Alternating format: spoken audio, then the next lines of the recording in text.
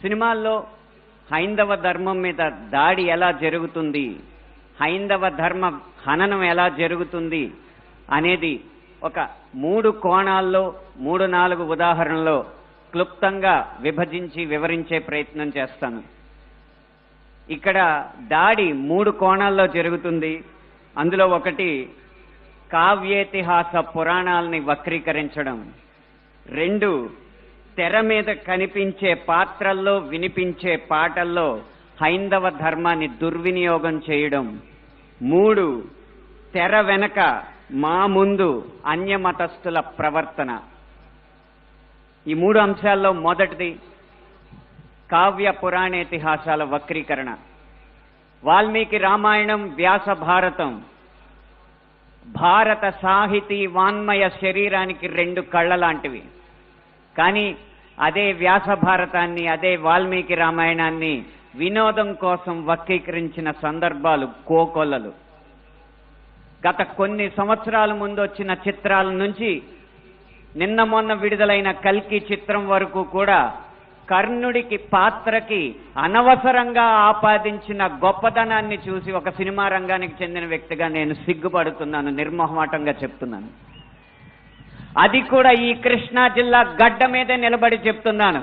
అప్పటి చిత్ర దర్శకులు, ఇప్పటి చిత్ర నిర్మాతలు ఇదే జిల్లా వారికి చెందిన వారైనా సరే పొరపాటు అని మనం చెప్పకపోతే ఈ హైందవ ధర్మంలో పుట్టినట్టు కాదు, ఈ హైందవ ధర్మాన్ని ఆచరించినట్టు కాదు, హిందువుగా ప్రకటించుకోవడం వ్యర్థం అని చెప్పి ఘంటాపథంగా తెలియజేస్తున్నాను. ఇప్పుడే ఈ సభలో, ఈ గొప్ప సభలో సత్యవాణి గారిని అభినవ ద్రౌపదిగా వక్తలు అభివర్ణించారు. ఆవిడే ఒప్పుకుంటారా? నిండు సభలో ద్రౌపదిని వలువలు వలచండి అని సలహా ఇచ్చిన కర్ణుణ్ణి సూర్యుడు అంటే సత్యవాణి గారు లాంటి మహిళా మండలి ఒప్పుకుంటారా? గంధర్వుల్ని చూసి, గంధర్వ సైన్యాన్ని చూసి ప్రాణమిత్రుల్ని కూడా వదిలేసి ప్రాణభయంతో పరుగులెత్తిన కర్ణుణ్ణి ధీరుడు, సూర్యుడు, వీరుడు అంటే ఈ హైందవ సమాజం ఒప్పుకుంటుందా? ఇలా ఎన్ని విధాలు చూసినా దానంగా వచ్చిన రాజ్యంలో తనకొచ్చిన కొద్దిపాటి సంపదని ఏదో దానాలు చేసినంత మాత్రాన ధర్మరాజు అంత గొప్ప దాత అని చెప్పి కర్ణుడిని అంటే మన సమాజం ఒప్పుకుంటుందా?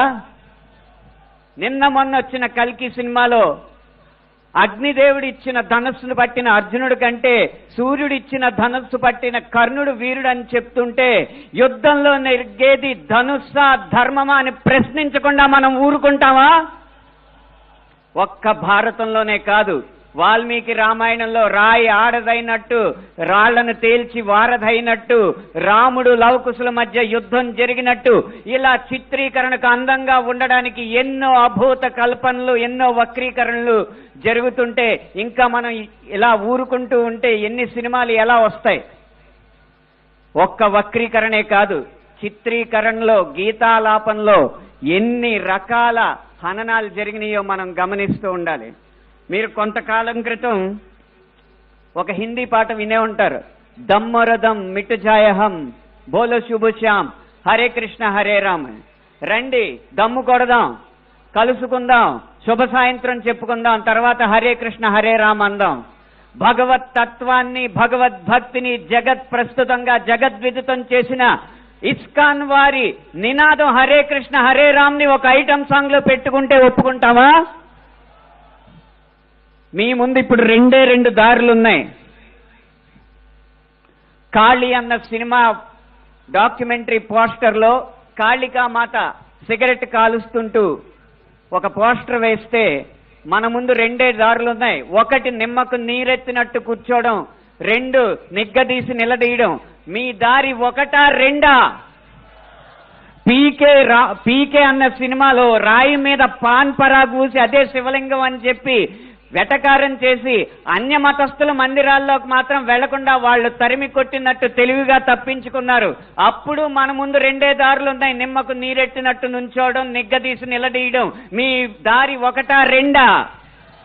కాస్మిక్ సెక్స్ అన్న సినిమాలో ఇంత అద్భుతమైన పీఠాధిపతుల ఆహార్యాన్ని అనుకరించి గురువులు పీఠాధిపతులు వచ్చిన శిష్యురాలతో శృంగార కార్యకలాపాలు చేస్తున్నట్టు చూపెడుతున్నారు. మీ ముందు 2 దారులు ఉన్నాయి. 1 నిమ్మకు నీరెత్తినట్టు కూర్చోవడం, 2 నిగ్గదీసి నిలదీయడం. మీ ఆప్షన్ 1, 2.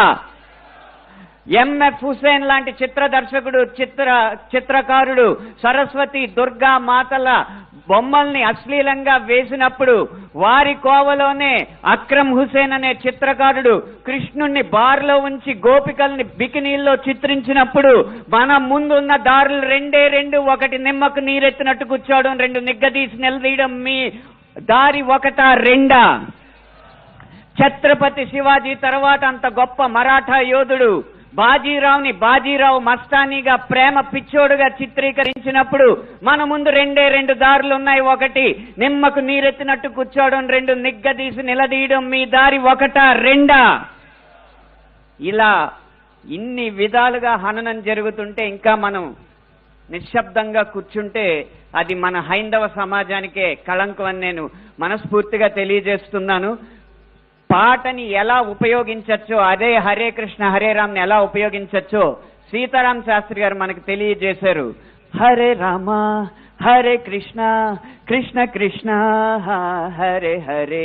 రామున్నైనా కృష్ణున్నైనా కీర్తిస్తూ కూర్చుంటామా, వాళ్ళేం సాధించారో కొంచెం గుర్తిద్దాం మిత్రమా. సంద్రం కూడా స్తంభించేలా మన సత్తా చూపిద్దామా, సంగ్రామంలో గీతా పాఠం తెలుపమా.